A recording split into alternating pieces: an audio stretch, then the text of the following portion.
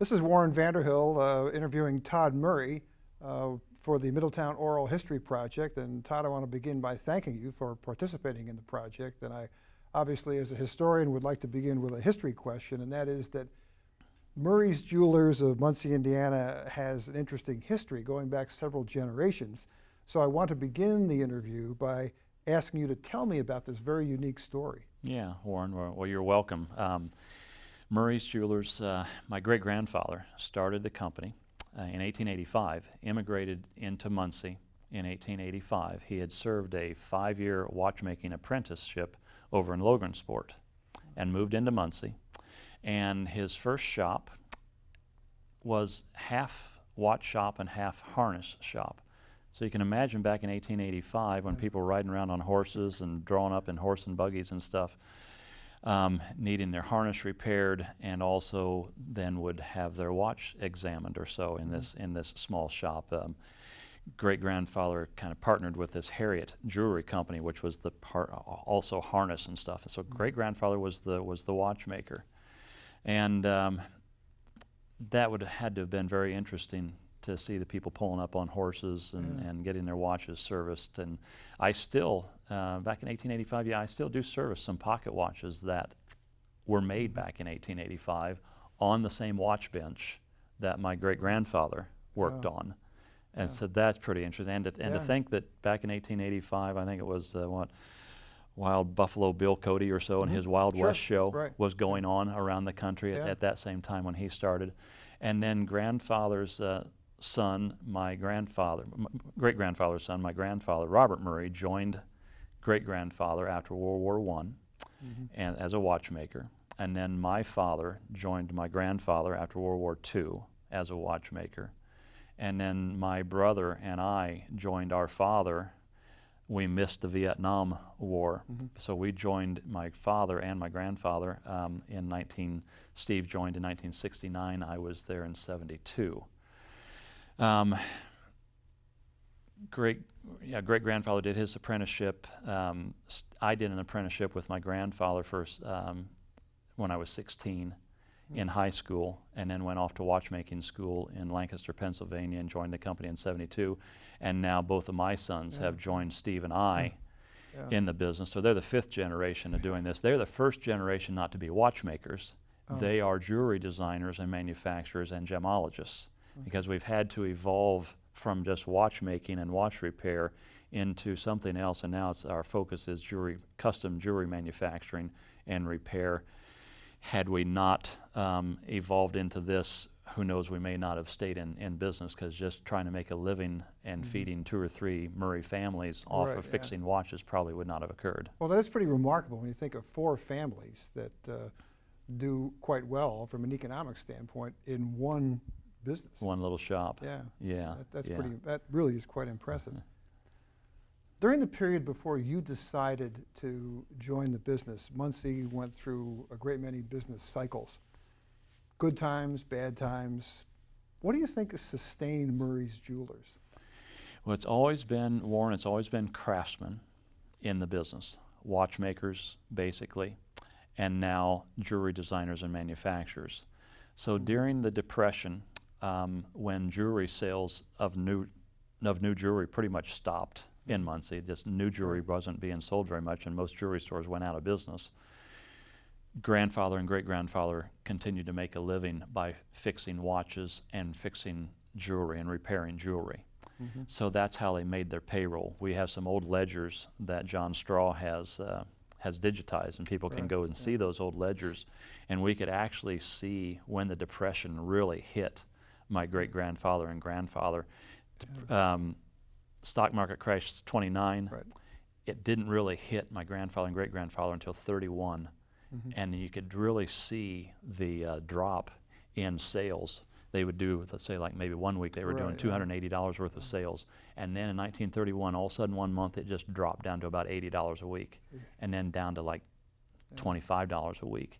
But through that period, even though sales stopped, they were still able to repair. And so it's always been craftsmanship that has always kept us going through recessions and depressions and different things like that. So that's always been our key, Yeah. is being craftsmanship. Well, you know, when Robert and Helen Lynn came to Muncie in the 1920s to do the first of their Middletown studies, they divided the community into the business class and the working class. When you look at the history of Murray's Jewelers, at that time and even down into the present, is there that kind of class division as far as your customers, your clients? Yeah, we will see. It's hard to say if it's for sure a class division or a perception of class division, Okay. but certainly in our jewelry store, when people think of us, they think about custom design and manufacturing. Okay. And so therefore you'll get some people that think, okay, if I need something manufactured, I'm going to go to Murray's. It's going to maybe be a little bit more expensive because they're going to sit down and handcraft something for Right. me. We also even noticed that back in the, I would say it was probably in the 19-teens, 1920s or so, when grandfather and great-grandfather were selling pocket watches. I had mentioned to you before, Warren, that when they had a showcase and they had Yeah. pocket watch movements for Yeah. sale and pocket watch cases for sale. Right. And you would have railroad men, the engineers, coming Yeah. in and had to buy the highest quality movement they could for timekeeping, but then they would opt oftentimes for the low quality case because of money. So they had to have a fine timekeeping, but they didn't have to put on the dog and make a big show of it. Yeah. But then you might have the businessman come in and buy the least expensive movement, but the fanciest case, so that it would really put on the show Yeah. and look good. So you'd see some different classes there. And we did see a lot of working class people come in to do business with Right. us because they had to have things repaired. But then also people come to us for the higher end. We custom make $10,000 wristwatches nowadays too. So yeah, we Yeah. did see some class. Yeah. Well, it reminds me of my own family, because my maternal grandfather owned a grocery store in Grand Haven, Michigan, and he had the finest gold watch, gold pocket watch. My maternal grandfather was a spindle carver at Baker Furniture in Holland, Michigan, and he had a sort of, I'd say, low, even though he was a fine craftsman, but a lower class silver watch. Both of them I inherited and passed on to my son. But I know what you mean about that period in time, but that was a really important status symbol. Mm-hmm.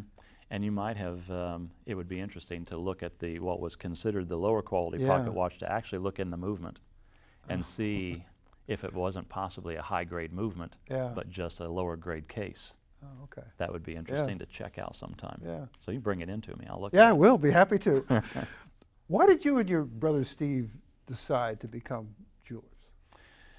Well, Steve and I, of course, we had great-grandfather, grandfather, and father previous to us, and I apprenticed as a watchmaker for my grandfather and my father when I was 16 years old, attending Burris School. Yeah. I was majoring in fine arts, and it just seemed like a natural thing for me to do. I didn't really ever think of anything else other than going into the jewelry business. Okay. And I think it was probably the same way with Steve, as far as Yeah. he thought, okay, I'm just going to become a watchmaker and join Dad. So there wasn't much thought of anything Yeah. else. I suppose after 3 generations of Yeah.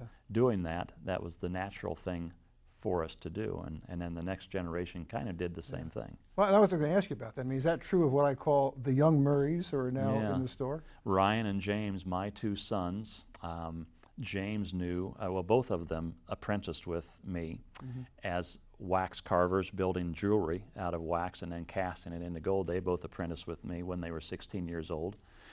And James knew right away in high school that he was going to attend the Gemological Institute of America to get his GIA degree and then join the company. Ryan went to IU to get his business degree, and halfway through his college career, he decided to join the company, of which then he graduated with his business degree, entrepreneurship. So the 2 of them have made a nice combination. James with his gemology degree and Ryan with his business degree, because both of those 2 things have to go hand in hand. We have a scholarship that we provide for the county. Once a year, we give a $2,500 scholarship to a high school student that's going to major in fine arts or business. Okay. Because those 2 disciplines really go hand in hand for the jewelry store. Yeah. And that's always been kind of that way. You have to be kind of a craftsman, maybe an artist, and also still have a pretty decent business sense about you, so that you can pay the bills and stay in business. I've always been interested in external forces that impact businesses, be they large or small. And I think particularly of the history of jewelry businesses in Muncie and a lot of other communities, and how they responded to the malls, the coming of the malls in the 60s and 70s. Muncie jewelers decided as a group, you of course included, to stay downtown. Yeah. Why was that decision made? Well, I think probably, number one, since all 8 of us jewelers, there were 8 jewelry stores in downtown Muncie, probably more jewelry stores per capita than Rodeo Drive had. It was Yeah, that's probably true. Having been to Rodeo within Drive. a 4-block area, Yeah. we had 8 jewelry stores, and they were all independently owned. Yeah. Malls tend to attract, have the chain operations, the big guys. Because if you go into the mall and you're a small family operation like we are, number one, you have to do their business hours. Right. Yeah, overhead is incredibly high. Yeah. And so you really can't do what we do as far as manufacturing out at the mall. And so I think a lot of it had to do simply because of rent out there and the hours. It would just kill a little family operation to Yeah. put in the hours that they demand you to do Yeah. into the mall. So I think most of all of us decided, well, no, we don't need to go out there. People are still coming to Muncie. And also there was strength in numbers. There were 8 of us within a 2-block area. So when people were looking for jewelry, Yeah.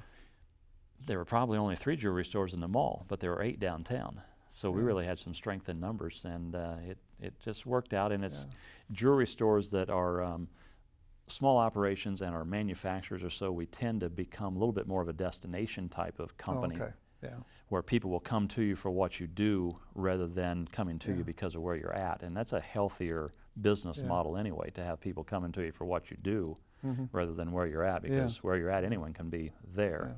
But Yeah. only certain people and businesses can actually do what you do, and people come to you for that Yeah. particular service.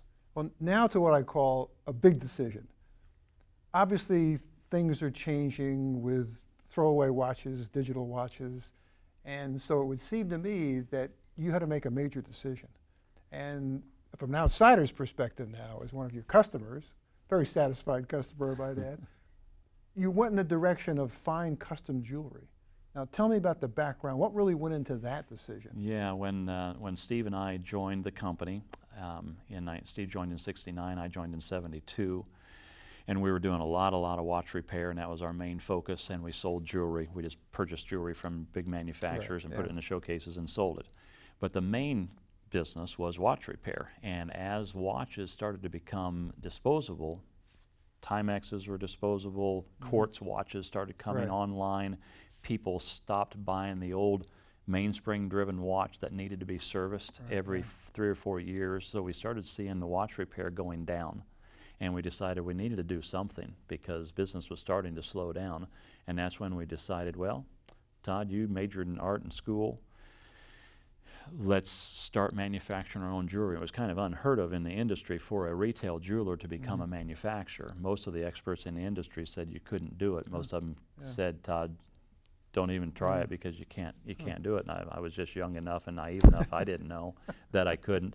I remember I don't think Dad even believed that we could go into jewelry manufacturing.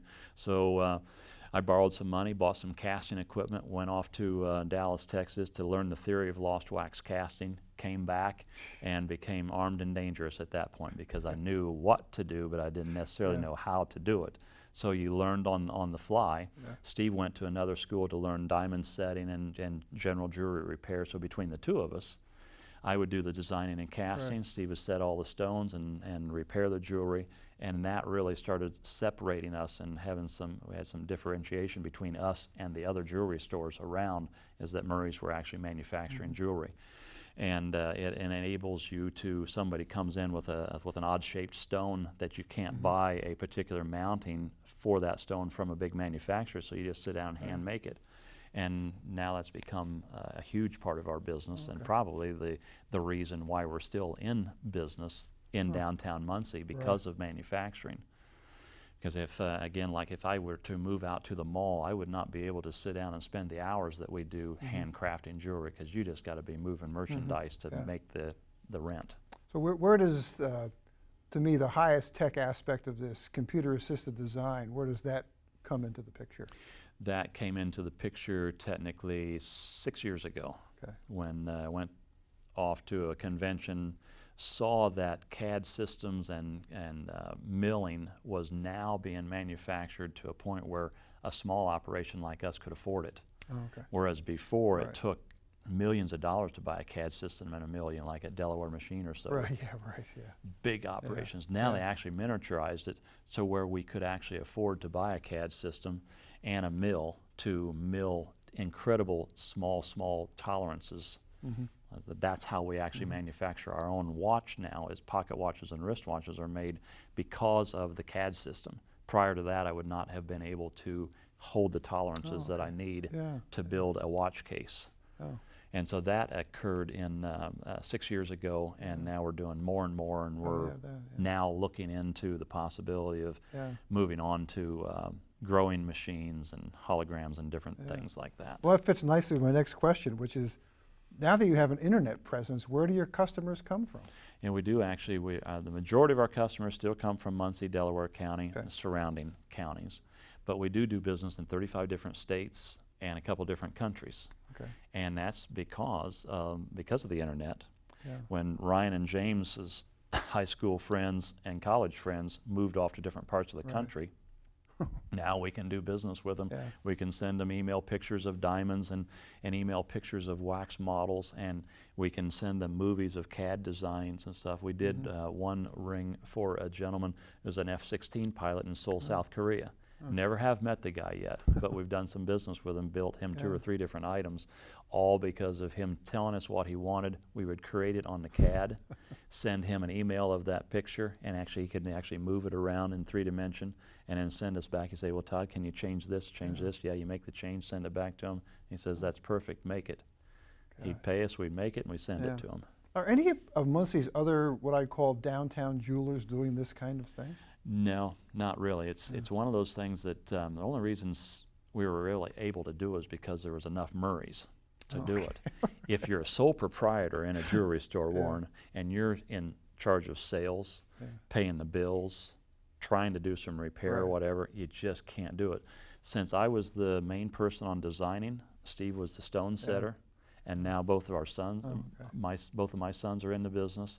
We're able to spread the workload out to where we usually custom manufacture on average 15 pieces a week.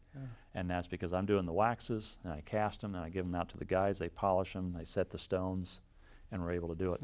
And most of your regular jewelry store operators just don't have that capability. It's just impossible for So them to do there's it. a lot of breadth in terms of the talent base that you have there at, Yeah. at Murray Jewelers. Yeah, James with his Yeah. gemology degree, Ryan with his business degree, Steve and I both with our craftsmanship, and we can spread the workload out Yeah, right. and get it done.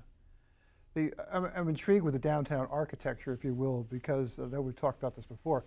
The building you're in, you now own the Yes. entire building. And I guess my question is, tell me a bit about how you acquired the entire building and how important that building is in your complete economic structure of the business. Yeah, in 1986, Bernard Friend, who a lot of people will know, the Friend family, they owned the building. We moved into the building in 1972, and around 1985 or so, Bernard came to us and said,